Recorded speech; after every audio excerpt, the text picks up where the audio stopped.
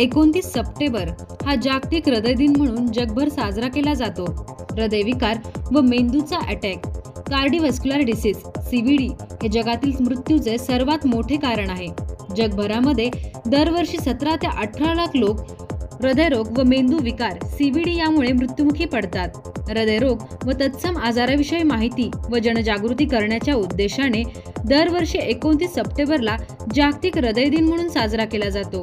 पूर्वी असा समज होता की हृदयरोग हा फक्त प्रगत देशांमध्येच आढळला जातो, पण अभ्यासाअंती असे लक्षात आले की जगातील जवळपास 80% हृदयरोगांचे मृत्यू हे प्रगतशील देशांमध्ये होतात. यामुळे कमी वयामध्ये हृदयरोग होणे आणि त्यावरील उपचाराचा खर्च व अवेळी मृत्यू होणे हे वैयक्तिक कुटुंबाच्या दृष्टीने तसेच देशासाठी अतिशय हानिकारक आहे, असे मत अंबाजोगाईचे प्रसिद्ध हृदयरोग व मधुमेह तज्ज्ञ Ghuge heart and critical care हॉस्पिटलचे मुख्य संचालक डॉक्टर नवनाथ बी घुगे यांनी जागतिक हृदय दिनानिमित्त अंबाजोगाई दर्शन न्यूज चॅनलच्या माध्यमातून सखोल अशी माहिती दिली आहे.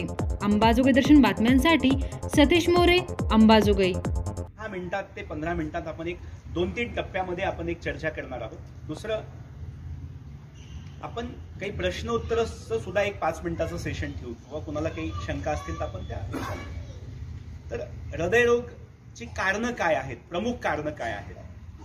तर रक्तदाब हे सगळ्यात प्रमुख कारण आहे. रक्तदाब म्हणजे काय जवळपास सगळ्यांना माहिती आहे, तरी एका मिनिटात सांगतो की आपल्या जसं पाण्याची पाईपलाईन असते तशी आपल्या संपूर्ण शरीरामध्ये रक्तवाहिन्यांची पाईपलाईन आहे. अवघ्या पूर्ण शरीरामध्ये त्यातनं रक्त वाहतं, ते किती दाबाने वाहतं त्याला आपण रक्तदाब म्हणतो. एक साधारणतः 35 ते 40 वर्ष वयापर्यंत माणसांमध्ये आणि पाळी जाईपर्यंत महिलांमध्ये आपल्या रक्तवाहिन्या इलास्टिक रबरासारख्या असतात. कितीही ताण वाढला तरी त्या रक्तवाहिन्या फुगतात आणि रक्तदाब वाढत नाही. हे नॅचरल प्रोटेक्शन झालं वयामानाने. पण 40 नंतर रक्तवाहिन्या कडक स्टिफ होतात आणि रक्तदाब वाढतो. याला म्हणायचं वयामानानं आलेला रक्तदाब. तो जवळपास एकदा आला की तो बंद पडत नाही. जसं आपलं वय 40 झालं की ते 39 कधीच होत नाही. दुर्दैवाने ते आपलं धावपळीचं वय असतं, आपला व्यवसाय, जॉब, मला हे कमवायचे ते कमवतं आणि आपलं त्याच्याकडे दुर्लक्ष होतं. मग वाढत्या वयानं वाढलेला बीपी हा एक सगळ्यात महत्वाचं हृदयरोगासाठी कारण आहे. दुसरं, वाढलेलं कोलेस्ट्रॉल. आता साधी गोष्ट आहे, कोलेस्ट्रॉल आपल्याला काही बाहेरून दिसत नाही, पण ॲज अ डॉक्टर म्हणून आम्ही काही लक्षणं किंवा काही सायन्स बघतो. डोळ्याच्या आसपास काही छोट्या गाठी असतात, पाठीवर मानेवर काही छोट्या गाठी असतात. त्या इनडायरेक्टली असं आम्हाला सजेस्ट करतात की या व्यक्तीमध्ये कोलेस्ट्रॉलचं प्रमाण जास्त असू शकतं. पण जनरली मला वाटतं की 40 नंतर आपण एक वार्षिक काही तपासण्या करणं गरजेचं असतं. त्याच्यामध्ये आपण कोलेस्ट्रॉलची तपासणी करतो. नवीन आलेल्या मेंबरचं स्वागत आहे सर. Good morning. एक 2 मिनिटापूर्वीच आम्ही चालू केलंय. कोलेस्ट्रॉल, वाढलेलं कोलेस्ट्रॉल हे दुसरं महत्वाचं कारण आहे. तिसरं अतिशय महत्वाचं, आता त्या कारणांमध्ये ऍक्च्युली आपण 2 आर्बिट्ररी पार्टमध्ये डिव्हाइड करू, जे मॉडिफायबल रिस्क फॅक्टर आणि नॉन मॉडिफायबल रिस्क फॅक्टर. आपण ज्याला बदल घडवू शकतो असे रिस्क फॅक्टर आणि त्यात बदल घडवू शकत नाही. दुर्दैवाने 95% हृदयाचं कारण असे आहेत की ज्याला आपण चेंज करू शकतो. त्यातलं पहिलं कारण आहे रक्तदाब, दुसरं आहे कोलेस्ट्रॉल, तिसरं आहे तंबाखू. म्हणजे मी प्रत्येकाला वैयक्तिक प्रश्न विचारणार नाही, तुम्ही इतके जागृत आहात, सकाळी व्यायामाला येतात, म्हणजे बहुतेक याच्यापैकी कुणीच तंबाखू खात नसेल. आणि कळकळीची विनंती आहे, जर कोणी खात असेल तर कमीत कमी आजपासून तरी बंद करावी. मग ते कुठल्याही स्वरूपात असो, सिगरेट असेल, स्मोकिंग असेल, गोवा, हुक्का, खैनी, खर्रा, जे काही पद्धतीचं असेल. तर जगातलं सगळ्यात वाईट आणि बदलण्याजोगं जर कारण असेल हृदय आणि तत्सम आजारासंबंधी, ते म्हणजे तंबाखू, जे की आपण बदलू शकतो. त्याच्यानंतर वाढलेलं वजन, सगळ्यांसाठी हा प्रॉब्लेम आहे, माझ्यासहित तुमच्या सगळ्यांचा प्रॉब्लेम आहे की वाढलेलं वजन. पण त्याच्याबद्दल विनाकारण अगदी काळजी करण्यापेक्षा होईल तेवढं आपल्या BMI, बॉडी मास इंडेक्स नुसार करण्या इतपत मेंटेन होईल तेवढं वजन कमी करणे, याच्या व्यतिरिक्त जास्त प्रयत्न न करणे, तो एक भाग आहे. ताणतणाव अतिशय महत्वाचा रिस्क फॅक्टर. धावपळ, रोज मला हे करायचंय, माझं अचीव करायचंय, मला जॉबला जायचंय, मला हे करायचंय, आणि त्यातमध्ये आपण इतका तणावात असतो. बैठी जीवनशैली, अशी खूप गोष्टी आहेत ज्या आपण टाळू शकतो. आणि जे नॉन मॉडिफायबल आहेत, वय वाढतं वय त्याला आपण बदलू शकत नाही. आणि दुसरं आहे जेनेटिक, अनुवंशिकता. आपल्या आई वडिलांना, आजी आजोबांना जर हार्ट अटॅक किंवा तत्सम आजार असतील तर त्याच्यानुसार आपल्याला त्याची शक्यता जास्त असते. आणि दोघांनाही असेल, आई वडिलांना जर 55 वर्षापेक्षा कमी आपल्या वडिलांना आणि साधारणतः 50 वर्ष वयाच्या आधी आईला जर आजार असेल तर आपल्याला येण्याची शक्यता असते. हे झाले कारण. त्यात तुम्हाला सांगितल्याप्रमाणे आपल्याला जवळपास 90% कारणं हे आपण चेंज करू शकतो किंवा आपण बदलू शकतो. रक्तदाब कंट्रोल करू शकतो, वजन बऱ्यापैकी नियंत्रणात आणू शकतो, कोलेस्ट्रॉल नियंत्रणात आणू शकतो. मग ते खाण्यापिण्याच्या सवयी असतील, औषधं असतील. आता एक्झॅक्टली काय होतं, हृदयाचा अटॅक म्हणजे काय होतं? वाढतं वय, वाढलेली शुगर, डायबिटीस विसरतो मी. डायबिटीस हा एक अतिशय महत्वाचा रिस्क फॅक्टर आहे, जो मॉडिफायबल रिस्क फॅक्टर आहे आणि ज्याला आपण बऱ्यापैकी कंट्रोलमध्ये आणू शकतो. वाढलेलं वजन असेल, डायबिटीस असेल, ब्लड प्रेशर असेल, कोलेस्ट्रॉल असेल, ताणतणाव असेल, बैठी जीवनशैली असेल, या सगळ्या कारणांमुळं आपल्या शरीरातल्या रक्तवाहिन्यांमध्ये हळूहळू हळूहळू चरबीचा थर जमायला लागतो. ही लॉंग प्रोसेस असते. कोणामध्ये 2 वर्षात होते, 5 वर्षात होते, 10 वर्षात होते, 20 वर्षात होते, 25 वर्षात होते. आणि जवळपास सगळ्याच रक्तवाहिन्यांमध्ये आतून चरबीचा थर जमत असतो. ही नॅचरल प्रक्रिया तुमच्या माझ्या सगळ्यांमध्ये होत असते. पण ज्यांच्यामध्ये रिस्क फॅक्टर जास्त असतात, वजन, बीपी, कोलेस्ट्रॉल, शुगर, वाढतं वजन, या सगळ्या गोष्टी ज्या रिस्क फॅक्टर असतात त्या लोकांमध्ये ती प्रक्रिया फास्ट होते. सगळ्याच रक्तवाहिन्यांमध्ये अशी प्रक्रिया होते, पण विशेषतः डोळे, किडनी, मेंदू, हृदय या रक्तवाहिन्या नाजूक असतात, त्याच्यामध्ये ती जास्त लवकर होते. आता हाच आज जो मला तुमच्याशी संवाद साधायचा आहे, या वेळेला आपल्याला त्याला पिकअप करायचंय. हार्ट अटॅक आल्यानंतर तर सगळ्यांना माहिती आहे की आपल्याला घरी बसायचं नाही, आपल्याला दवाखान्यात जायचं. पण काय होऊ शकतं त्या 10-5 वर्षामध्ये? आपण काय लक्षणं? मी रोज व्यायामाला जातो, एक ठराविक अंतर मी व्यायाम करतो, पण आज समजा मी उत्साह वाढला आणि मी एक ठराविक अंतर थोडं वाढवलं, मला आज जास्त दम लागला, अस्वस्थ वाटलं, छाती भरून आल्यासारखं वाटलं, हे लक्षण अनयुज्युअल आहे.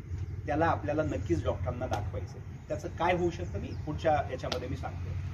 अचानक एका दिवशी मी ट्रेकिंगला गेलो, एक ठराविक अंतर चढलं, पण मी आज जास्त चढलो, मला परत ते दम लागल्यासारखं झालं, छातीवर ओझं वाटल्यासारखं झालं, तरी हे अनयुज्युअल लक्षण आहे. एकच सेकंद वेगळं उदाहरण देऊन सांगतो. एक गावातले प्रतिष्ठित व्यापारी नगर परिषदेमध्ये काही कामानिमित्त गेले, पायऱ्या चढले आणि अतिशय घामाघूम झाले आणि छाती भरून आल्यासारखी वाटली. ते खाली पडले, कोलॅप्स झाले. त्यांना तिथल्या कर्मचाऱ्यांना पाणी पाजलं, अर्धा तास त्यांनी आराम केला, तरीही लक्ष दिलं नाही. दिवसभर परत त्यांच्या त्या रुटीन कामामध्ये व्यस्त झाले. पहाटे परत छाती अस्वस्थ वाटायला लागलं. सकाळी 10ला सरकारी दवाखान्यातल्या ओपीडीत गेले, 3 तास रांगेत उभे राहिले, ECG काढला, तोपर्यंत 2 वाजले. गडबडीत कदाचित कुणाच्या लक्षात आलं नसेल, तो दिवस गेला आणि दुसऱ्या दिवशी पहाटे ऑलमोस्ट मृत अवस्थेत माझ्याकडे आले. तर खरंच इंडिकेशन मिळतात आपल्याला. असे खूप रोज आम्ही उदाहरणं बघतो की काहीतरी याच्या आधी घटना घडलेली असते, असं अचानक 99% काही होत नाही. तर आपण पुढच्या टप्प्यात जाऊया. या सगळ्या कारणांमुळे आपल्या रक्तात वाहिन्यांमध्ये चरबीचा थर जमतो. एका दिवशी अचानक, कधी बघा, मानसिक ताण झाला, कुठल्या काही व्यावहारिक ताण झाला, ब्लड प्रेशर वाढलं, या कारणामुळे अचानक ती रक्ताची गुठळी किंवा चरबीची गुठळी तुटते आणि मधल्यामध्ये अडकते. ती जर हृदयाला रक्तपुरवठा करणाऱ्या रक्तवाहिनीत अडकली तर त्याला आपण हार्ट अटॅक म्हणतो. बसा बसा बसा, त्यांना बसता येत. रक्तवाहिनी जर मेंदूला रक्तपुरवठा करणाऱ्या रक्तवाहिनीत अडकली तर त्याला आपण मेंदूचा अटॅक म्हणतो. आता आपण शेवटी घेऊ एक्झॅक्टली इमर्जन्सीला काय करायचं. आता त्याच्या पुढचा भाग, आता आपण याला टाळू कसं शकतो. नक्कीच छोट्या छोट्या गोष्टी. ही काही वन डे प्रक्रिया नाहीये की मी आज एक 10 दिवसाचं प्रशिक्षण घेतलंय आणि मी आता आयुष्यात मी हृदयरोग टाळणार आहे, असं काही होऊ शकत नाही.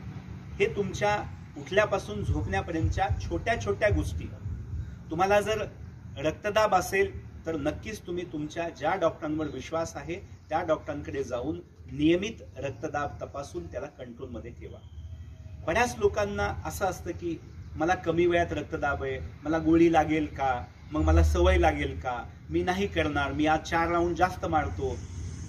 हे चांगलं आहे, व्यायाम वाईट नाहीये, पण हे असं नाही की व्यायामानं सगळं बंद पडतं. त्यात तुमचे बाकीचे फॅक्टर असतात. स्ट्रेस असतो, तुमची फॅमिली हिस्ट्री असते, तुमचं वजन असतं, तुमचं कोलेस्ट्रॉल असतं. म्हणजे तुम्ही फक्त योगासनं केले किंवा फक्त तुम्ही व्यायाम केला म्हणजे तुम्ही सगळं होतंय असं नाही. तो एक अतिशय महत्वाचा घटक आहे, पण त्याच्यासोबत सगळ्या गोष्टी पण हृदयरोगाला थांबवण्यासाठी किंवा कंट्रोलमध्ये आणण्यासाठी महत्वाच्या आहेत. त्याच्यामुळे तुमचं ब्लड प्रेशर त्रास नसला तरी 30, 35, 40च्या पुढे तर नक्कीच तुम्ही सर्वंकष तपासण्या सगळ्यांनी माझ्यासहित करून घेणं गरजेचं आहे. मग कोलेस्ट्रॉल असेल, आडगुडे सरांनी सांगितल्याप्रमाणे ब्लड शुगर असतील किंवा इतर काही घटक, किडनीचे घटक असतील, त्याच्यामुळे आपल्याला अंदाज येतो की आपल्या शरीरात काही बदल झालाय का. तर प्रायमरली ब्लड प्रेशर कंट्रोल ठेवणं अतिशय गरजेचं आहे. कोलेस्ट्रॉल कंट्रोल ठेवणं अतिशय गरजेचं आहे. डायबिटीस बद्दल इतके गैरसमज आहेत. मी जांभळीच्या बिया खातो, मी काय अमुकची डाळ खातो. तर मग तुम्ही सगळं करा, कुठलीच पॅथी जगातली वाईट नाहीये, पण त्याच्यामुळं मूळ जो उद्देश आहे की डायबिटीस कंट्रोल झाला पाहिजे, त्याला फक्त हानी न होता तुम्ही डायबिटीस कंट्रोल करा, कुठल्याही पद्धतीनं करा. पण अघोरी पद्धतीनं बऱ्याच वेळा काही प्रमाणात शुगर कमी होते आणि परत वाढते आणि आपण एक वेगळ्या उत्साहात असतो की माझी शुगर कमी झाली आणि तेव्हा आतून नुकसान होतं. मग कुठल्या ना कुठल्या पद्धतीनं ब्लड शुगर लेवलमध्ये ठेवणे हे अतिशय महत्वाचं म्हणजे मुद्दा आहे. त्याच्यानंतर येतो व्यायाम. अतिशय साधा, तुम्हाला जमेल असा तुमच्या दिवसभराच्या शेड्यूलनुसार 45 मिनिटं ते 1 तास रोज कुठल्या ना कुठल्या स्वरूपाचा व्यायाम, इव्हन आठवड्यातनं 5 दिवस तरी चालणे, फिरणे, पोहणे, जॉगिंग, सायकलिंग, बॅडमिंटन, कुठल्याही प्रकारचा खेळ, योगासनं, प्राणायाम जो आपल्याला आपल्या शेड्यूल प्रमाणे जमतो तेवढा जरी व्यायाम केला तरी तो हृदयासाठी अतिशय महत्वाचा आहे.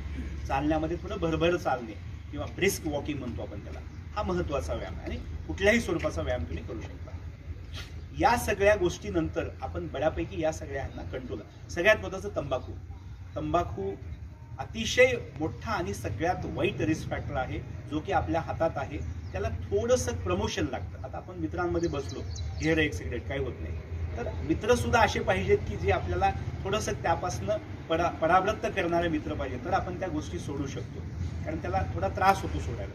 तर होईल तेवढं तंबाखू आणि त्याच्याशी निगडीत सगळे पदार्थ, गोवा गुटखा बंद करणं हे अतिशय महत्वाचं आहे. पण सगळ्यांना माहित आहे की तंबाखूमुळे जगातले सगळ्या प्रकारचे आजार होतात. कॅन्सरपासनं सगळे आजार होतात. तोही मुद्दा अतिशय महत्वाचा आहे. आता आपण शेवटच्या थोडंसं टप्प्याकडे येऊ की आपल्याला इमर्जन्सीमध्ये काय करायचं. इमर्जन्सीमध्ये त्याच्या आधी हे महत्वाचं आहे की हे जे आपल्याला ग्रीन सिग्नल्स किंवा काही इंडिकेटिंग साईन्स मिळतात, अचानक आपण जास्त चालल्यानंतर दम लागणे, डायबिटीस आणि ब्लड प्रेशर असणाऱ्या लोकांचा आणखीन एक महत्वाचा सिम्पटम असतो. तुम्ही आपले वडीलधारी मंडळी असतील, मोठे भाऊ असतील, त्यांना विचारता तर तुम्ही रोज सकाळी फिरायला जाता, पण असं कधी जाणवलं का की तुम्हाला ठराविक अंतर गेल्यानंतर थोडं छाती भरल्यासारखी वाटली किंवा आवळल्यासारखी वाटली आणि मग तुम्हाला थांबावं लागलं आणि थांबल्यानंतर 5 मिनिटांना तुम्ही फ्रेश झालात आणि परत झालात, तर हा अतिशय महत्वाचा सिम्पटम आहे. याचा अर्थ तुमच्या हृदयाकडे जाणाऱ्या रक्तवाहिन्या कदाचित ब्लॉक झालेल्या आहेत. तुम्ही जेव्हा एका जागेवर बसता तेव्हा हृदयाला व्यवस्थित रक्तपुरवठा होतो, पण तुम्ही जेव्हा कष्ट करता किंवा काही कुठल्या स्वरूपाचं काम करता तेव्हा हृदयाला रक्तपुरवठा जास्त लागतो आणि तो मिळत नाही, म्हणून दुखतं, भरल्यासारखं वाटतं किंवा जड वाटतं. तर त्यावेळेला आपल्याला डॉक्टरांचा सल्ला घेऊन पुढच्या तपासण्या करणं अतिशय महत्वाचं आहे. आता सगळ्यांना बेसिक तपासण्या, ECG आपण बऱ्याच वेळा काढतो. दुसरं, मला ऍसिडिटी झालीये, मला पित्त झालंय, पाठ दुखते, कृपया याच्याकडे दुर्लक्ष करू नका. 5 मिनिटाचं काम आहे. तुम्हाला जे डॉक्टर उपलब्ध आहेत, आजकाल छोट्या डॉक्टरांकडे ECG उपलब्ध आहे, त्यांच्याकडनं ECG काढा. त्यांच्या लक्षात नाही आलं, त्यांच्या मित्रांना, सिनियर जे हृदयाशी काम करतात त्यांच्याशी संपर्क करायला लावा. ECG नॉर्मल असेल तर काळजी करण्यासारखं नाही. बहुधा बऱ्याच वेळा हार्ट अटॅक असेल तर असं पण होतं की प्रायमरीली ECG नॉर्मल असतो आणि काही अर्ध्या तासाने, 1 तासाने पण ECG बदल घडतात. पण तेव्हा जर तुमचं दुखणं कमी नाही झालं, आता ECG काढला आणि दुखणं कमी नाही झालं, तरी डबल 1 तासाभराने, अर्ध्या तासाने पण ECG काढावा, असं एक ॲडवायजेबल आहे. आता एक प्रमुख लक्षणं काय असतात, हार्ट अटॅकची लक्षणं जवळपास सगळ्यांना माहिती आहे, तरी आपण रिवाइज करू. सगळ्यात महत्वाचं हार्ट अटॅकचं लक्षण असतं छातीत दुखणे. छातीत त्वचा आहे, मसल्स आहेत, हाडं आहेत, फुफ्फुसं आहेत, रक्तवाहिन्या आहेत आणि नंतर हृदय आहे. यात कुठलाही भाग दुखला, पाठ, तरी आपल्याला छातीत दुखतं. पण हृदयाचं दुखणं जरा वेगळं असतं, जे आपल्याला आज समजून घ्यायचंय. हृदयाचं दुखणं हे पिन पॉइंट करता येत नाही. असं सांगतो डॉक्टर साहेब माझं असं दुखतंय, हे टिपिकल हृदयाचं दुखणं असतं. म्हणजे एका ठिकाणी नसतं, पूर्ण छातीत दुखल्यासारखं, पाठीत दुखल्यासारखं, घाम येणं, अस्वस्थ वाटणं, छाती भरून आल्यासारखं वाटणं, दुखणं जबड्याकडे जाणं, दुखणं हातांमध्ये जाणं, असे लक्षणं असल्यानंतर आणि हे बराच वेळ राहणं, हे महत्वाचं हृदयाचं लक्षण आहे. कारण साधं तुम्हाला मार लागला, अवघडलं तरी पण हृदयाचं दुखत असतं. अशा वेळी घाबरून न जाता, ठीक आहे, आपल्याला एक कन्फर्म करण्यासाठी आपण ईसीजी करून घेणं अतिशय महत्वाचं आहे. पण जेव्हा असे लक्षणं असतात, घाम येणे, अस्वस्थ वाटणे, छाती भरल्यासारखं वाटणे, बऱ्याच वेळा बीपी आणि शुगरच्या रुग्णांचं अचानक हृदय फेल होतं आणि त्यांना बसल्या बसल्याच एकदम दम लागायला लागतो, अतिशय दम लागायला लागतो. ते सुद्धा अतिशय वाईट आणि सिरियस लक्षण असतं. तर अशा वेळेला न थांबता लवकरात लवकर जिथे चांगली सोय आहे अशा रुग्णालयामध्ये आपल्याला त्यांना शिफ्ट करणं आवश्यक असतं. आता आपण इमर्जन्सी, आज ग्राउंडवर आहोत, कुणाला काहीतरी अचानक त्रास होतोय, आपण इमर्जन्सी काय करावं? ठीक आहे, हे पहा, इमर्जन्सी खूप काही करण्यासारखं नसतं. तुम्ही म्हणताल आम्ही त्याच्यासाठी तर ऐकण्यासाठी आलो, कारण का तो एक एक मिनिट, एक क्षण ऍक्च्युली महत्वाचा असतो. आपल्याला काहीतरी करत करत पेशंटला हॉस्पिटलमध्ये कसं शिफ्ट करता येईल हे जास्त महत्वाचं आहे. म्हणजे आपण इथे बसू, प्राथमिक ट्रीटमेंट करू आणि पुन्हा अर्ध्या तासाने शिफ्ट करू असं नाहीये. आणि याची रेंज ऑफ सिम्पटम्स असतात. पेशंट एका सेकंदामध्ये अचानक हृदयामध्ये दुखून तो धाडकन कोलॅप्स होऊ शकतो आणि एका मिनिटामध्ये त्याचं सगळं स्टॉप होऊ शकतं. ही एक अवस्था. त्याला छातीत दुखतंय ही दुसरी अवस्था. आज एक साधं आपल्या अंगठाच्या बाजूला आपली नाडी लागते. प्रत्येक जण चेक करून बघा. बहुतेक सगळ्यांना माहित आहे तरी प्रत्येक जण चेक करून बघा. आपल्याला नाडी लागते. आपण शक्यतो चेक करत नाही. तर अंगठ्याच्या साईडनं इथं आपण नाडी बघतो घड्याळाच्या तिथे. ही नाडी बऱ्याच वेळा बीपी कमी झाल्यामुळं लागत नाही. पहिलं काम शक्य असेल तर नाडी बघणे. बऱ्याच वेळा बीपी जर कमी झाला तर ही हाताची नाडी लागत नाही, तर इथं आपण मानेची नाडी बघायची. ह्या खड्ड्यामध्ये इकडनं एक आणि इकडनं एक. कितीही बीपी कमी झाला तरी शेवटच्या क्षणापर्यंत आपल्याला मानेची नाडी लागते. आणि याच्यावरनं आपल्याला अंदाज प्राथमिक येतो की ह्या पेशंटचा बीपी कमी झालाय. जर ज्या पेशंटचा बीपी कमी झालाय त्याला उठवायचं नाही, त्याला आपल्याला झोपवून ठेवायचंय. होईल तेवढं शक्यतो झोपून ठेवायचंय. बऱ्याच वेळा वाहन आलं इमर्जन्सी, आपण त्याला उठवतो, उचलण्याचा प्रयत्न करतो आणि मग गाडी शिफ्ट करतो. त्यानं सुद्धा पेशंट बऱ्याच वेळा थोडे स्थिर झालेले बिघडतात आणि कोलॅप्स होतात. शक्यतो आडव्या परिस्थितीमध्ये आपल्याला कसं त्याला गाडी, अँब्युलन्स जे काही आपल्याला उपलब्ध असेल त्याच्यामध्ये न्यायचंय, उचलून न्यायचंय. त्या उलट ज्या पेशंटला छातीत दुखते आणि खूप दम लागतोय त्याला झोपवायचं नाही. उलट परिस्थिती आहे. त्याच्या हृदयाभोवताली आणि फुफ्फुसाभोवताली पाणी साचलेलं असतं, त्याला आपण हार्ट फेल्युअर म्हणतो. असे पेशंट झोपू शकत नाहीत. ते स्वतःहून म्हणतात मला उठून बसू द्या, मला श्वास द्या, मोकळी हवा द्या. तशा पेशंटला झोपवायचं नाही. म्हणजे ह्या 2-3 गोष्टी आपण प्रायमरली आपण करू शकतो जे आपल्या लक्षात येतं. आता याच्या पुढची परिस्थिती की पेशंट एकदम कोलॅप्स झालेला आहे. आता कोलॅप्स कशामुळे होतात? साधी हायपोग्लायसेमिया, शुगरचा पेशंट आहे, व्यायाम करतो आहे, अचानक कसं तरी वाटतंय, भूक लागल्यासारखं वाटतंय आणि कोलॅप्स झाला. तर शक्य असेल तर शुगर, चॉकलेट वगैरे, ज्यांना डायबिटीसची हिस्ट्री आहे त्यांना ते देऊन तो शुगर कमी झालेली आपण पूर्ववत करू शकतो. हा सुद्धा एक महत्वाचा काय म्हणतो एक सिच्युएशन आहे जे आपण आउटसाइड द हॉस्पिटल त्याला ट्रीट करू शकतो. त्याच्यानंतर इलेक्ट्रिक शॉक लागलाय, तो धाडकन पडलाय, तर ॲटलिस्ट अशा जाग्यावर त्याला झोपवावं किंवा बसवावं जिथं जर आणखीन काही त्याला कन्व्हल्जन किंवा झटका आला तर त्याला इजा होणार नाही. दुसरं, असे काही लोक असतात ज्यांना मिरगीचा अटॅक येतो, त्यांच्या तोंडातनं फेस येतो.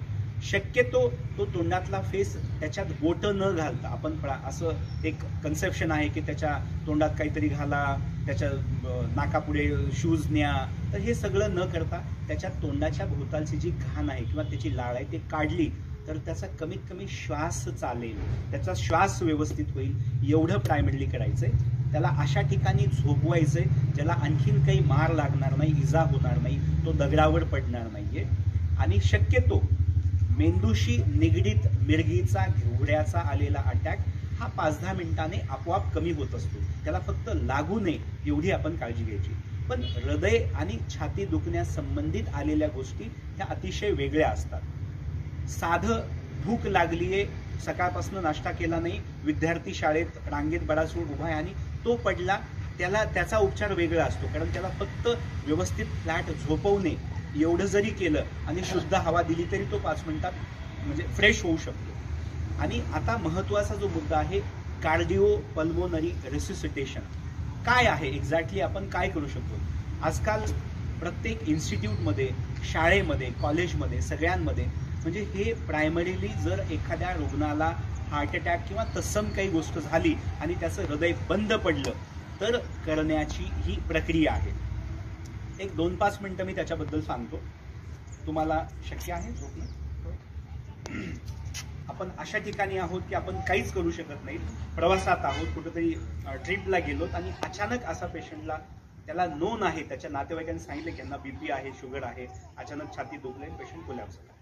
तर होईल तेवढं फ्लॅट अवस्थेत झोपवणे. त्याच्यानंतर आपण अशा अवस्थेत बसणे. हे तुमचे 2 हात एकावर एक ठेवून छातीच्या खालच्या भागामध्ये त्याला आपल्याला दाबायचे. एक साधारणतः 1 मिनिटामध्ये 100 वेळा कमीत कमी दाबायचे. इतकं फास्ट दाबायचे. 1 मिनिटामध्ये 100 वेळा.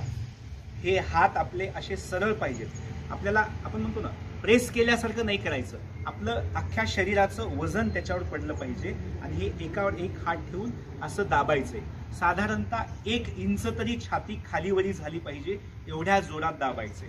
बऱ्याच वेळा बरगड्या असं आम्ही जेव्हा इमर्जन्सी करतो तेव्हा तुटतात, पण त्यावेळेला ते महत्वाचं असतं की हृदयाला दाब बसणं, त्याच्याशिवाय हृदयाला प्रेशर बसत नाही किंवा पंप येत नाही. हा एक मुद्दा प्रेस करणे. आणि दुसरा मुद्दा तोंडाने श्वास देणे. तोंडाने श्वास देणे. तोंडाला जर काही त्याच्या लाळ वगैरे आलेली असेल तर रुमालाने पटकन पुसणे आणि पूर्ण तोंडामध्ये तोंड घेऊन 1 ते 2 सेकंदाचा असा जोरात एक ब्लो देणे. आणि तो ब्लो दिल्यानंतर असं लक्षात आलं पाहिजे की छाती फुगली पाहिजे. तर याचा अर्थ की आपली हवा जी आहे त्याच्या फुफ्फुसात गेली आहे. ह्या अशा सायकल्स करत करत करत आपल्याला कुठेतरी हॉस्पिटलमध्ये नेण्याची सोय करायची. म्हणजे हे सगळं आपण एका जागेवर करत बसायचं नाहीये. ॲम्ब्युलन्सची सोय, कुठल्या तरी वाहनाची सोय. तर ह्या 2 गोष्टी महत्वाच्या. हाताने दाबणे, 100 वेळा दाबणं झाल्यानंतर 2दा श्वास देणे, परत ती प्रक्रिया रिपीट करणे आणि तुम्हाला सांगितल्याप्रमाणे नाडी चेक करणे, वारंवार नाडी चेक करणे. आणि बऱ्याच वेळा असं मॅजिक होतं, असा एकदम श्वास जोरात पेशंट घेतो आणि पेशंट पूर्ववत होऊ शकतो. कारण हृदयाच्या अटॅकमध्ये बऱ्याच वेळा असं असतं की